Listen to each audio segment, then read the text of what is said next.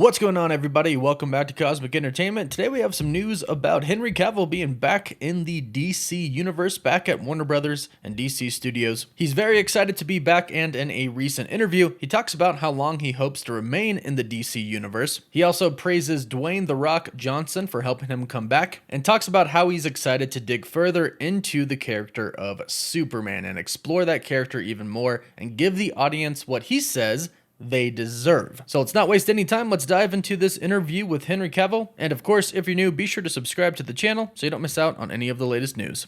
This interview was with Henry Cavill and Extra TV, and the interviewer asked if it was true that Dwayne Johnson was the one who helped get him back into the cape, and Cavill said this: "I think it's so difficult to say exactly what happens behind the scenes. There's been a lot of voices involved. I'm so thankful for voices like Danny Garcia and Hiram Garcia, and indeed, Dwayne Johnson being so involved in helping me come back to this character. I mean, the deeper I dig, the more voices I discover. But Danny and I have a close relationship as well because she was my manager." So of course, as we know, Dwayne Johnson, The Rock, was a big advocate of Henry Cavill returning as Superman because Dwayne was listening to the fans. The fans have really been wanting Henry Cavill Superman to return to the DC universe. And as we've been finding out since we have found out about his return, the studio and a lot of executives at the studio were actually the people keeping him from returning. However, now there is new leadership there, and some people are gone and new people brought in since Warner Brothers became Warner Brothers Discovery. So with the new management there, Dwayne Johnson was able to talk to them with the help of these other people that Henry Cavill mentions, Danny Garcia and Hiram Garcia.